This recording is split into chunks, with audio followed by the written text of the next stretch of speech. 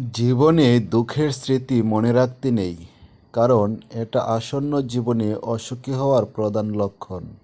খারাপ স্মৃতি কখনো ভবিষ্যৎ নষ্ট করে না, বরং মানুষকে শক্তিশালী করে তোলে।